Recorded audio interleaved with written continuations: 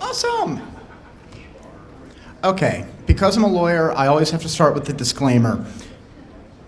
I am an attorney, not yours. Can't has. Actually, you can. I'm pretty negotiable. This talk is for edutainment purposes only. Contents may settle during delivery. My day job is I'm an information security consultant. I can be yours, especially if I'm billing this as business development. I am not speaking on behalf of my employer, our clients, any sane individual. It's just the noises in my head that I'm broadcasting to you.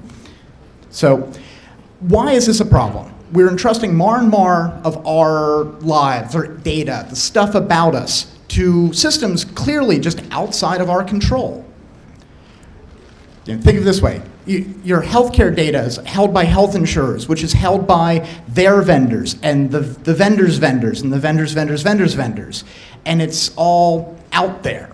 And you don't have any, you can't get your grubbies on it. Think of the amount of people, say, not in the East Coast, who've heard about Anthem and went, oh, wow, a health insurer in New York got breached, except that their data traipsed through it as well. Think of social media sites that hold our data. Think of social media sites that we don't have accounts on that still hold our data, like Facebook. Facebook knows who I am even though I don't have a Facebook account. Businesses we've never heard of may hold our, think of all the various cookie providing sites that are tracking to find out what I'm buying, what I'm looking at, what I'm not looking at.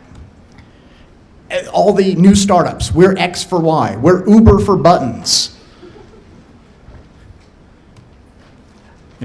IoT, we have stuff in our house that connects to the internet, and it's smart home products, fitness trackers, smartphones, your creepy neighbor's drone. So there's all these kind of things coming into our sense of privacy, sense of self, yet breaches keep happening, right? I'm leaving this blank because why do I need to put this up there? If I did this, there'll be a new breach before I actually got to present the talk. So I'll leave this for you. I used to read breach stories religiously. Now when did you hear about that breach? Oh yeah, it was horrible. SQL injection. I can give that answer stock, and 9 times out of 10 I'm right. I'd now just check for client names to whether or not I need to go call and go, hey, guess what? Because it's nothing like having to call up a client and talk about, have you heard of Brian Krebs? Well, maybe you should check him out. I check for my own name in the breach. Like, did I have an account on that? And wait for the free credit monitoring letter. Is this acceptable or is this unacceptable? Like, on one hand, this is the tombstone mentality. This is a concept from airplane manufacturing, that there are 2 kinds of problems. Things that can result in deaths and non-problems. If it can't result in a death, that's later. Don't care, right? Who dies from a social media break? Who dies from a health insurance leak? And you can probably find a case or two. I'm thinking of one that my friend and old colleague Vlad Gostomevsky mentions, which is how certificate pinning can kill people. It's the grinder flaw that allowed radicals in Egypt to go and intercept communication from the app to Grindr and going, hey, we can beat up people.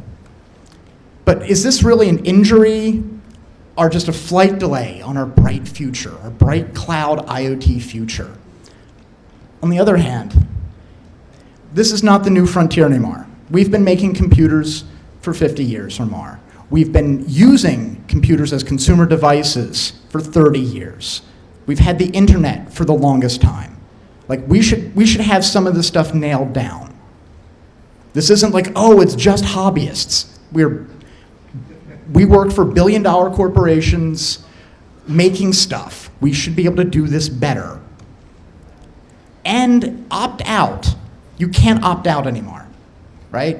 Like, think of the point where you say, I'm not using that. You can't apply for a job without the internet. Pretty soon you won't be able to apply for a job without Facebook, because otherwise you don't exist. So I want to use an analogy. Products liability. And products liability is not an exciting class in law school. It is dull. But this was a problem that we as a society dealt with. Prior to this understanding, we had to show that a product was negligently designed in order for you to get recompense for an injury. And there's a problem with this. Product manufacturers tend to be a nexus of expertise and capital. General Motors knows more about cars than you do. General Motors has more capital. They have more experience, right? They have more engineers than we have in this room. You might think you know something about cars, but there's someone at General Motors that knows far, far more. Their entire career has been doing things like designing wheel bearings. They know everything that can happen. You don't. And the problem is that you can't evaluate the product the way they can, right? You go and think of your car buying experience, those of you who've bought a car. You kind of squiggle around in the seat for a minute, you play with the radio knobs. If you're a man, you kind of thump the steel and go, yeah, it's solid. How do you justify that, right? You're thumping the 8-biller, like, yeah, that's solid, that'll hold up. How that? Yeah, right? Institutional data as well. Even if you are an automotive engineer, right? And you go in and you're like, yep, you don't have the institutional data that shop that company has, right? That the Siemens versus Hitachi engine control unit. Well, the Siemens run had 1 in 5,000 had a failure. General Motors knows that. You don't. Like, unless you were an engineer on that project, you do not have the institutional knowledge, even if you could interpret it. You've got a master's degree in engineering. It's also a problem with asymmetrical power. And I'm talking about power and control, right? You can't go to the dealership and say, lift up the hood and go, oh, wait a minute, this is a Bosch fuel injection system. Screw that, I want Hitachi. Otherwise, I like the car. I like the color, I like the seat, I like the price. Swap out the fuel injection for Hitachi. And the sales guy is gonna look at you and go like, yeah. Or actually, back when I sold cars, I'd just go and print up a Hitachi label. Yep, there it is. It's the SS model, extra $100. There it is. We have also evaluating. How would you evaluate the safety of a car? I'm thinking, I made this joke once buying the last new car I bought was a Volkswagen Jetta turbo diesel. Ironically that. And I made the joke of how safe is the car? Can I crash test it? And I'm saying this while I'm driving the car and the sales rep's in the passenger seat. And he was like, yeah, sure. And then I accelerate. It's like, whoa, wait. It's like, so here's the point. Like, can I go, yeah, I want to crash test it, plow it into a truck and go, yeah, that was pretty good. I'll buy another one. Right? Like, I can't evaluate. It's an inefficient model for evaluating the product.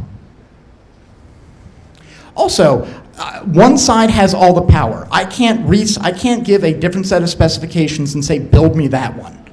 Right? Like, I may have been able to get an option for, like, I get different carpeting, something really, really minor. So it's not a negotiation. The only thing we're negotiating on is price. I can have no other decision in this play. So we recognize this. We recognize this imbalance between consumer and producer. And we've recognized that because so much of the power and so much of the information about how to make the product safe or not is in the hands of the producer, it isn't my responsibility as the consumer. It is, we put the burden back on the manufacturer and say, if you're gonna sell this product as this product, you are more liable than Alex is, because Alex can't be left to his own devices, let alone determine the safety of a car. So we permit a diversity of product, but we have an incentive for safe design. We use products liability for this. We have a diversity of enforcement, though. There's not one model. There are 3 I'm gonna talk about in this talk. So, quick overview of products liability, the products liability trio. We have regulators, NHTSA, DOT, National Highway Safety Administration, Department of Transportation. These are bureaucrats who decide they can fine players in the market. They can forcibly withdraw products from sale. That's sort of their big hammer. They can say, you have to leave the market. The problem is they're constrained. They do not have infinite power. They have political and legal constraints on them that do not make them absolute. However, we have a second kind of regulator, tort law, which says that even though the product is allowed for sale, the regulators have cleared it, if it is unsafe, if the product is unsafe, you can be sued. The producer can be sued for entering it into the marketplace, and therefore they are liable for the injuries I suffer because of their unsafe design. And that's 2 law school classes combined into 30 seconds. So I may have skimmed over some stuff. But it essentially says that I don't care what the regulator said, we can still decide that in this case, this product was unsafe and therefore injuries caused by it are on the producer. There's a profit motive here. You need clear cases with significant compensable injuries.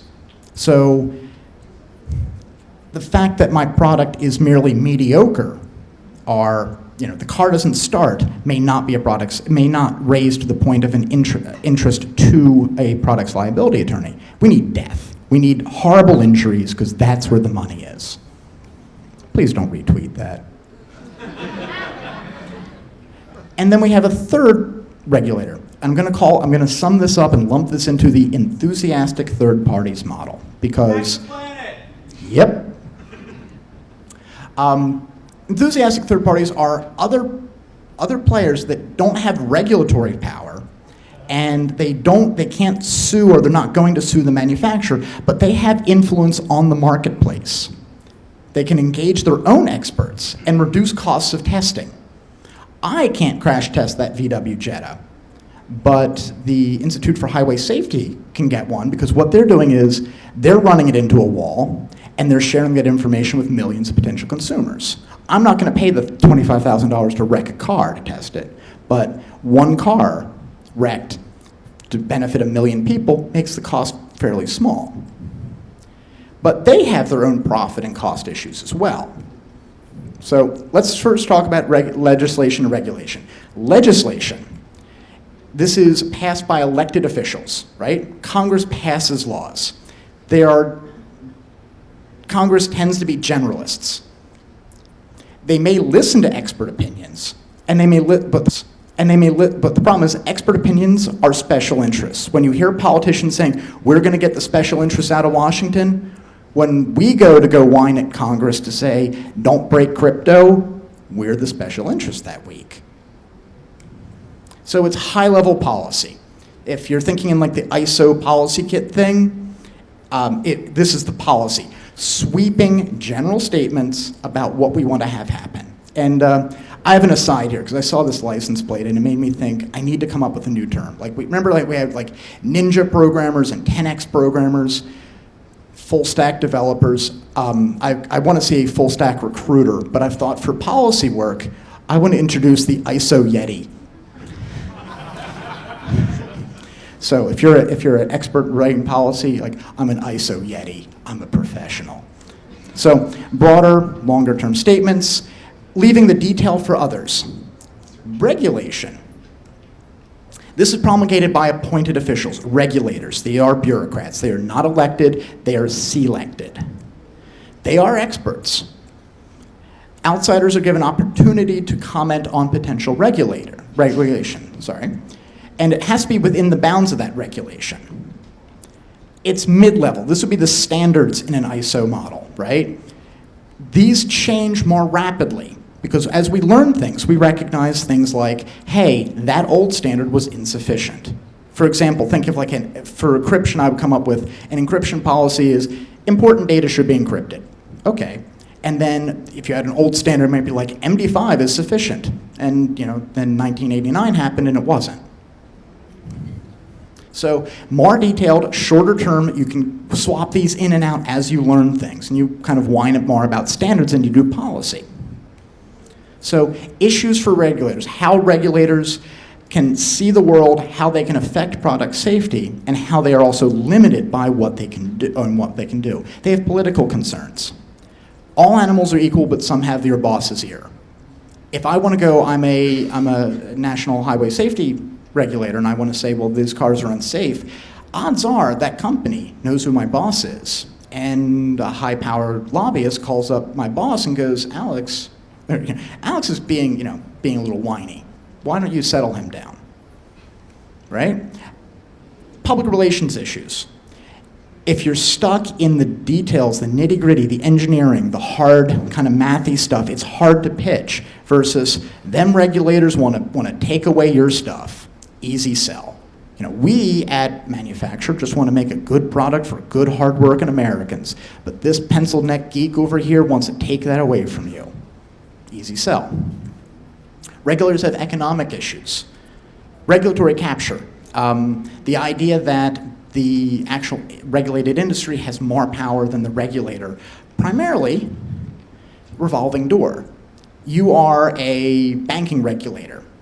You have bills, you're a smart person, you have the ins and outs of, say, GLBA. You can leave your job at a financial regulator and work for a consulting firm or an investment house and quadruple your income. It's really hard to keep him at the farm then. And it's really hard when you realize that everyone in the room when you're talking about a regulatory issue is an ex-regulator or a current regulator. Everyone knows the language. So that's the issues regulators have. They have some power, but they're constrained by politics, they're constrained by economics. They don't have infinite resources to do these things. So next step, the tort liability. For products liability, there are three main, and really for IoT and cloud, there's really two. Design defect, which is the product itself is unreasonably dangerous design. The design itself is so flawed that it causes injury in some case. Now, the understanding is it has to fail to meet an ordinary customer expectation. So it can be reasonably unsafe. For example, firearms, motorcycles, and whiskey all can have side effects, right? They can all injure you. Some of you, the whiskey, you are personally experiencing that injury, right? But you, as an ordinary consumer of these products, recognize motorcycles can wreck, guns can go off, whiskey does not make you smarter or better looking. That's not what Jack told me. I'm not even going to respond to that.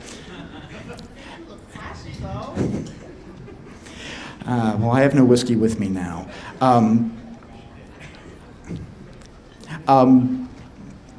Even if the regulators are okay with it, back to that, like we've entered a product into the marketplace, the regulator's like, yep, that's good enough, that meets all of our standards. A court can still say, even so, in this case, so they can kind of force the standard up a little tick. Inherently dangerous products may not be unreasonably dangerous.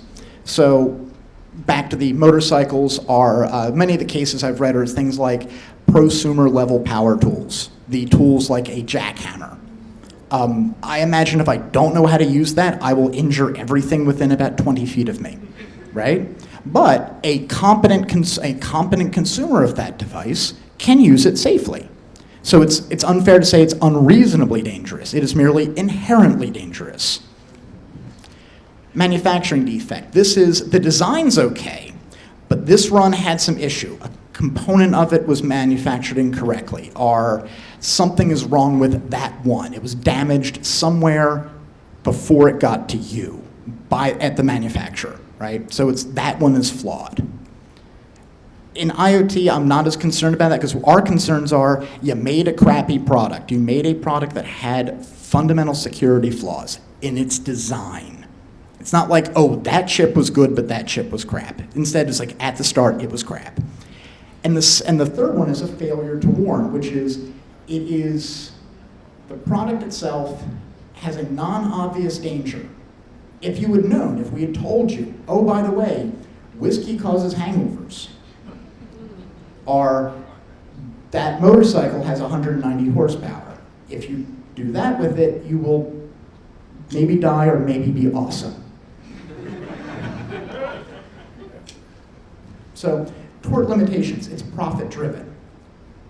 You need a compensable injury. You need to be able to show that because the product was unreasonably dangerous, you were injured by it. We need to prove that the causation of your injury it's because of that design defect. And we need a solvent defendant, because you can't get blood from a stone. The biggest problem, though, with the tort model is its long feedback cycle. And I'm going to give an extreme example. Asbestos. How many people know asbestos is bad for you? Okay. How long have we known that asbestos was bad for us?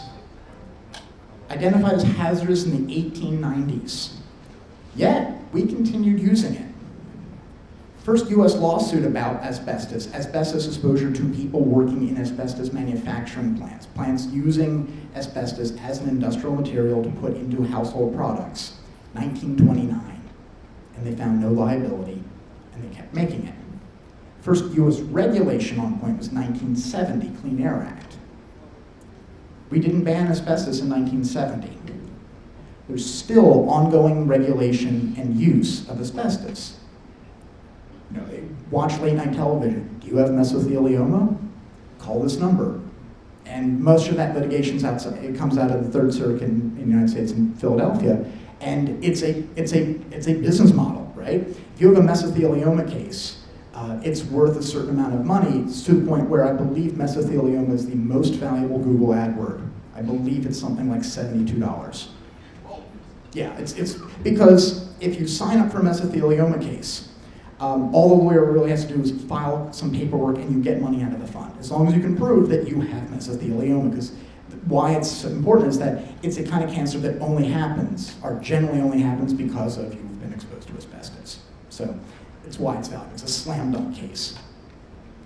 So the problem with this is, how do you tell a manufacturer to not make asbestos? How do you give them an incentive? This didn't work, right? Because they still made stuff out of asbestos for years. So it doesn't force the unsafe products from market. It doesn't make the manufacturers change their designs. All it did was it punished them when they were already down, right? There are no manufacturers of asbestos anymore. At least the original ones that happened in the 50s and 60s, they're gone. They all filed bankruptcy, and there's a fund of money.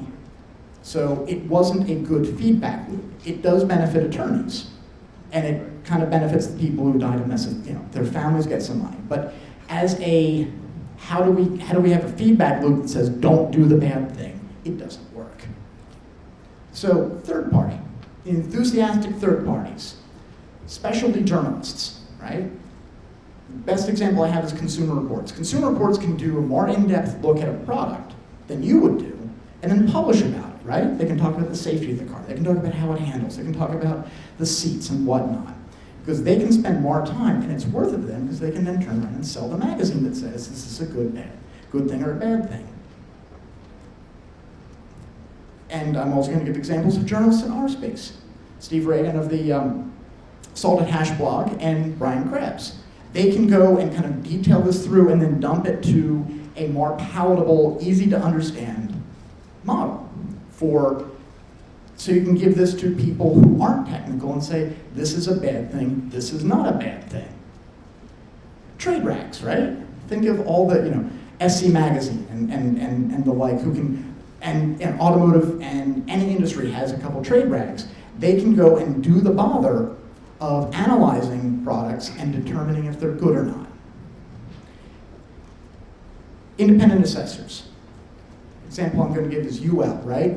They break stuff so you don't have to. You look for the UL logo to see if this will burn my house down. In Germany and the rest of the world, they're the TUVs. I can't pronounce it even though I used to work for one. And then us, right? Do we certify products and blog about it? Or, hey, I pwned the shit out of this. Let me write a paper or give a presentation or whatever. We're kind of that enthusiastic third party that says, hey, manufacturer a big complex product that you have rarefied knowledge and institutional information, your shit's broken. about it, and we'll try to talk about it and say, and present that information to the buying public to say, please make your products better. Don't make me come and talk about your product again. Make better products. Because sometimes we say nice things about products. Sometimes. Another third party is insurance companies. Insurance companies collect lots and lots and lots of risk data to determine the relative value, the goodness of a product, right? The safety of a product. You go and when you go and buy a new car and you call your insurance company, you find out that, oh wow, that is a fast car because my insurance has doubled. And I learned this because I recently bought a Ducati and somehow my insurance doubled. I wonder why. So the problem is that even we, as the enthusiasts, we have some limitations. Journalists. Advertisers don't like it when you pan the products, right? If you're SC Magazine and you publish something like Cisco's firewalls suck, well, guess where you're not getting any ad revenue from for a while, right? So you have this limitation where you can't say awful things about the products in your space, unless even if you're right, you're not really afraid of a slander suit or a libel suit. You're afraid of I won't sell that ad. I'm not getting that ad revenue. So I have to be careful about it. And you can either take the approach as a magazine writer to say let the chips fall where they may, and I don't like money, or you can say, hey, rah everything, and feed your family. Maintaining interest.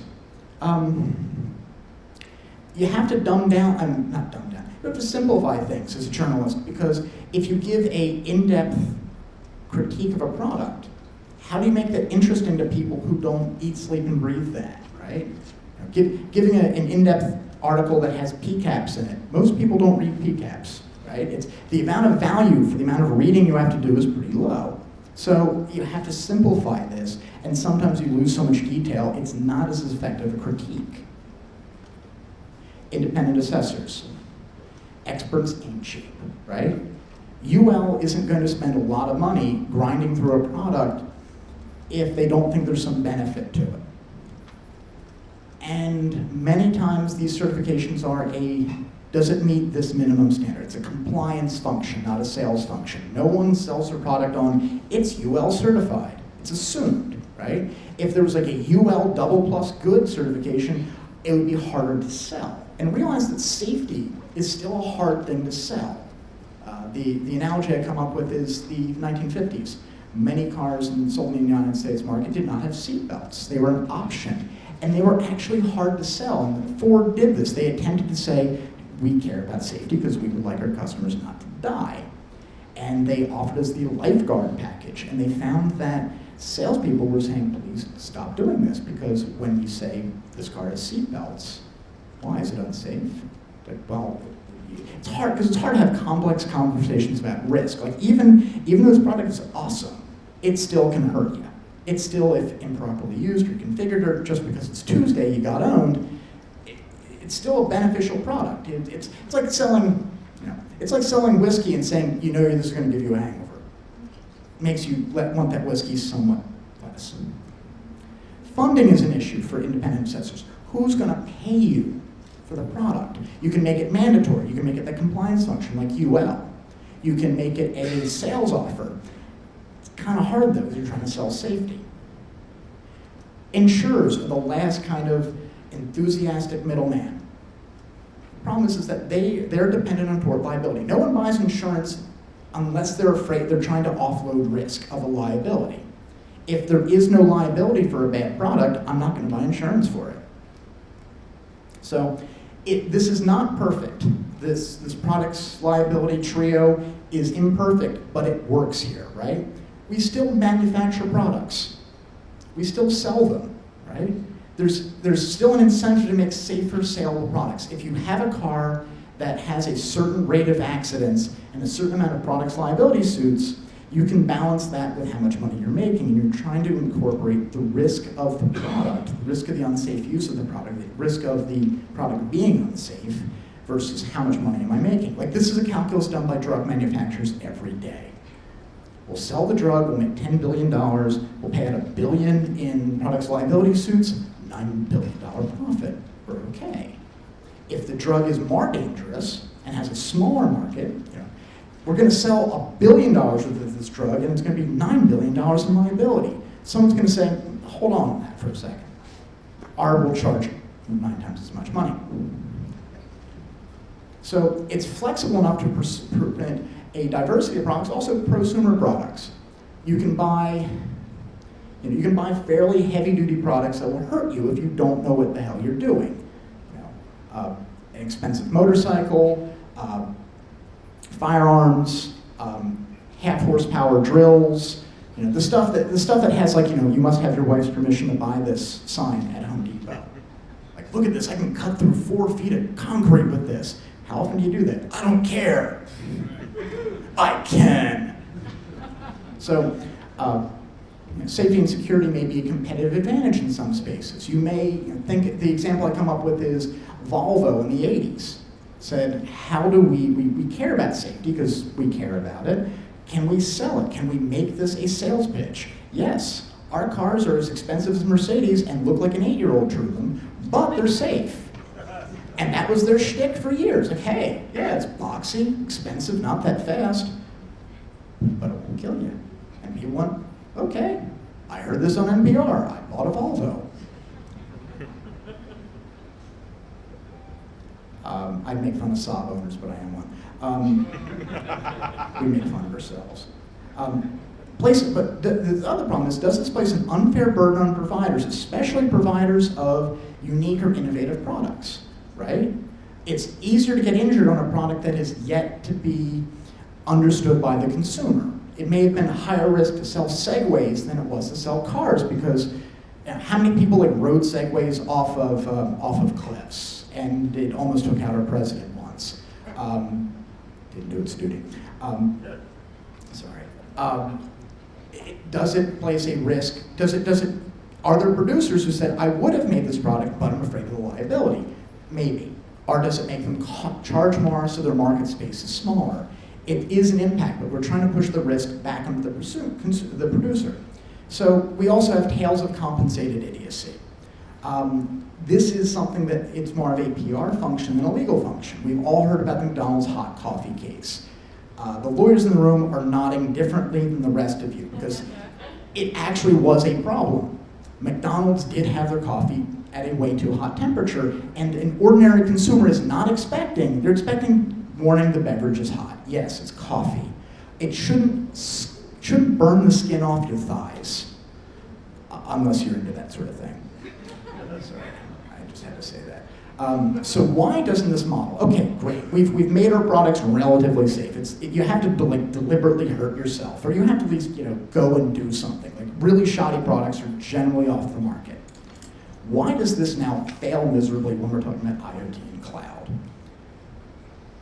Legislation and regulation is absolutely patchwork. There's no coherent set of rules for data privacy in the United States, for device security.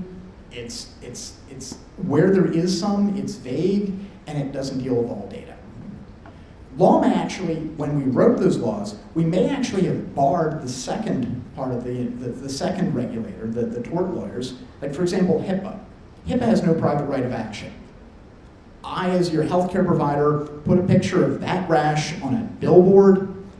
I may get fined, but you can't sue me. We may not have recognized some of the injuries, right? You have a steering wheel through your chest. That's a recognized injury. What's the injury of you having your Ashley Madison login and, I've never used it, but those of you who have, there's probably some kind of so-and-so chatted or liked or whatever. There's some communications that are likely highly embarrassing. What's the injury there? We've sometimes not recognized this as an actual compensable injury.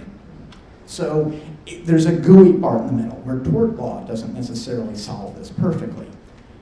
Maybe absolutely curtailed by contract. A EULA or a terms of service may say, even if I completely negligently dumped all your data, I'm not liable. If I am, I'm liable to the tune of $25. Here's your Olive Garden gift certificate. Have a nice day. Laws may also prevent third-party intervention, right? The enthusiastic amateur. So why is IoT and cloud different than products liability? And I'm talking about sort of the conceptual idea. Products versus software versus services. IoT products aren't products, right? They're computers with software that look like products. The box is sold, but the software is licensed. And this is the example I have. That's my doorbell. Actually, mine is an attractive brushed bronze. It's a ring. Is that a product? No, it's a cloud service masquerading as a product, right?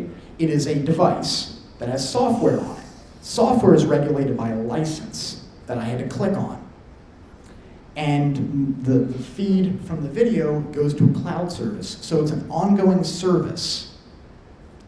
It's products liability no longer touches it because I have given up my rights, many of my rights, because I clicked OK when I installed the damn thing. I want my doorbell to work, click OK. I didn't read it. So for all I know, it can let everyone in my, actually it doesn't actually open the door, it just lets me see the delivery guy. But as we move everything into the cloud and everything into IoT, things that used to be demonstrable products now have licenses, right? Like, I have to license my refrigerator. Think about that for a second. Like, it's a device, it's on the internet. Why? Because it did something cool. But now all of a sudden, I have to sign a contract that regulates what I can do with it. What I can do, and what, if it injures me, that contract restricts my rights. So, license to the contract, generally upheld. Click, browse, or use wrap, where because you've used it, you've signed the contract. And cloud services, they're contracts, not purchases. So that contract you didn't read, controls your rights. Other laws can affect evaluation, and the two I'm going to use are DMC, Digital Millennium Copyright Act, and the Computer Fraud and Abuse Act. I can, if I buy a product, this hat, I can disassemble it, I can tear it apart. Can I do so with my doorbell? Can I decompile the code in it that tells it what it does? No. Can I take a look at the cloud backend? No. So, what's wrong with contracts? US law tends to privilege contracts or software. I'm using privilege in an odd way, but it highly privileges them.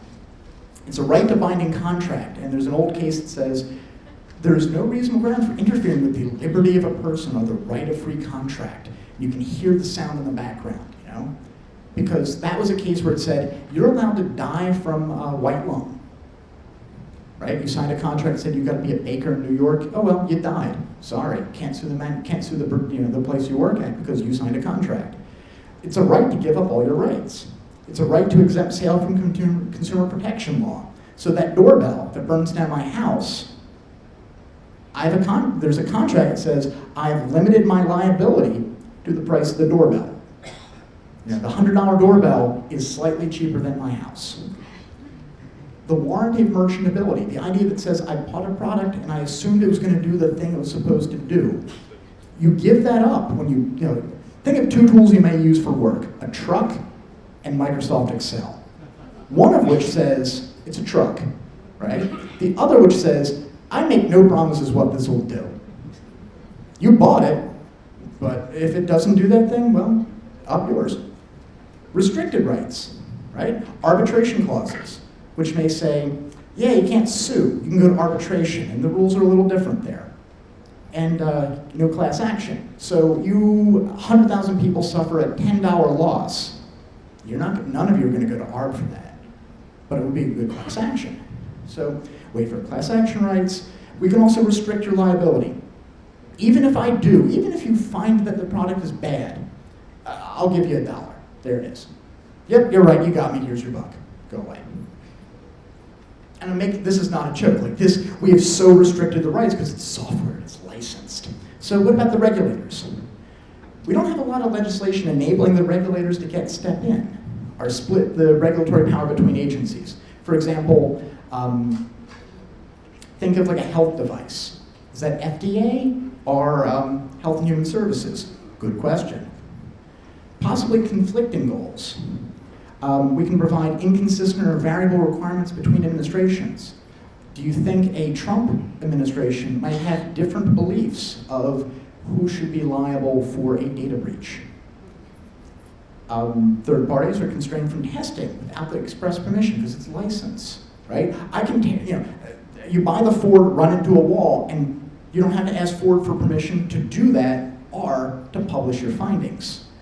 You want to decompile software or you want to take a look at a cloud service, you better have permission first. And they may say, you can do it. You don't get to publish until we like it. So DMCA and anti-circumvention, you just can't decompile it. You can't look at it if it's encoded. And unauthorized access, you can't look at our cloud service. Can't even nmap it. Trust us. We promise we won't screw up this time. So approaches that may work.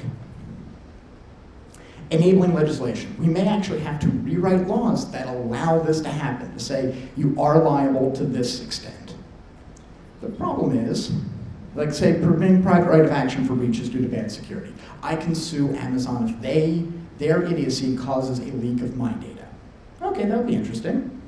Restricting or eliminating waivers of liability and damages. We might want to do that by law. Permitting consumer protection testing under DMCA and CFAA. I would love to see that happen. I would love to see a lot of things happen. Stretching existing legislation in the courts. For example, we might see the FTC extending the finding after Wyndham that said really, really crappy security, like laughably bad security, is actually unfair competition. Like that's the case. The FTC is kind of in the catbird seat after that, and it's interesting. Or the other I would like to see, because in Pennsylvania there's a rule that says an unfair contract is not enforceable. So if the court decides that your waiver is too broad, they get to scratch the whole thing out of the contract. So it's called the red pencil rule. So we can then say that limitation of liability is itself unfair, and you can actually then go after the cloud provider or the software manufacturer or the IoT device that allows random hackers to swear at your children, right? So what are we hoping to accomplish? We want to incentivize secure products and services. I'm not doing this because, yay, I want to have tort law in this space. I don't want to make my money that way. And I don't think a lot of people want to make their money that way. But I want to punish the people who are weak because it makes the ones who want to be good a little bit better. It gives them internal ammunition to go to their heads of engineering going, look, fix these things, please. Have the cost of the products and services reflect the actual risks. Other approaches that may work. Voluntary self-regulation and certification, right? The fear of regulation may require IoT manufacturers to hit a standard. Certified, not pre-owned, I like that one. With easily recognizable logo and clear standards that say we adhere to this level. Pledge permitting recovery for failure, as in, if we've signed on to this, if we're wrong, we will recompense you for your damages. That's a part of the agreement. So it's essentially a private version of the tort law in a little bucket that says we signed on to this, we let you do this. Possibly permission to test and publish, some kind of patent escrow and granted permission under certain conditions. Unintended consequences of all this, though. New legislation may weaken privacy, right? If you're writing new laws on this, we may add a tickler that says something like, oh, by the way, national security is also allowed to look at all this data because it's 2 in the morning, we just wrote that law in, right? Liability for free stuff is not a profitable business model. Does this punish people who want to launch and say, screw it, we'll see if we have users? Well, if we're now liable, even for free stuff, does that make it harder to launch that initial going between 3 people, good idea in a dorm room, to 500 users, or 500 employees, does this stifle creativity? What about free and open source software, right? Same problem. We have stuff that we would like to produce and get out there, but it doesn't happen because we're afraid of liability. Component liability, what if my product is used in your bad cloud system? Should I be liable for your bad implementation? And who's going to determine that standard? So that's my talk. Any questions in the last 2 minutes? Got slides on that? Not yet. I have a question. Okay. Okay, we all recognize that there are third parties that we do not know, including companies like Axiom, Epsilon, and others that have our information. What's to prevent us from suing them to get them to quit making judgments about us? Right now, you're going to have to argue that they are liable to you. There's no contract between them and you. The only way you can do that is tort. Odds are, if they haven't leaked it, you don't have a tort. They sell it. Actually, they sell it, and if you want to buy the information from any of those 800 third parties that are out on the internet, you can. Right now, very few states even allow have a private right of privacy. How about the people that are victims of identity theft? If you can show that Axiom sold that data to the perpetrator of that identity theft, you might have an argument. You have to show it though. You have to show that, but for Axiom's act. If you guys are interested in who I am, I write on the internet as Trip Elix. I want to sue these bastards. I'm tired of this shit.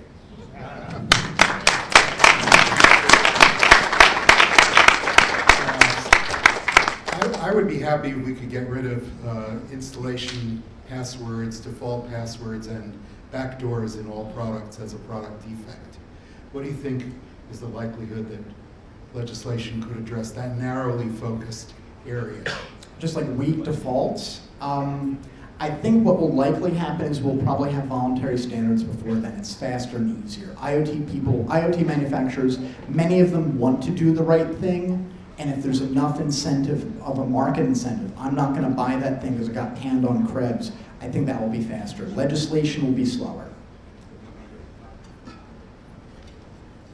So Lochner. So you cited Lochner and said we can do infinite contracts. There's at least one other lawyer laughing. Lochner was overturned famously because the FDR threatened to kneecap the Supreme Court if they didn't overturn it. What do you think the opportunity is for overturning the Federal Arbitration Act when we replace 4 Supreme Court justices, assuming that Cheeto Jesus doesn't win?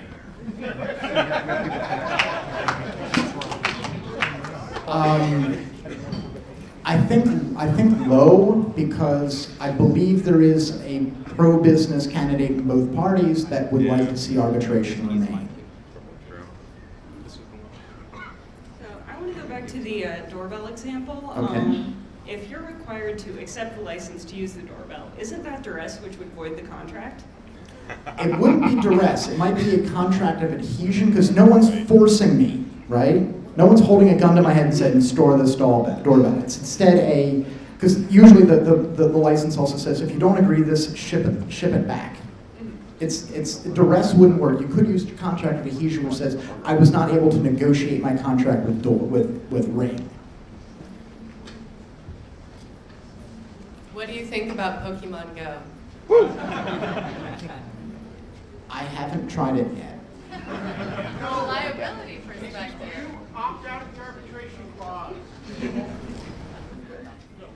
I got one more question. So Pokemon Go, I think there's actually an ongoing debate on the lawyer subreddit, our lawyers, about Pokemon Go and the amount of people who think that Nintendo will be held liable for injuries.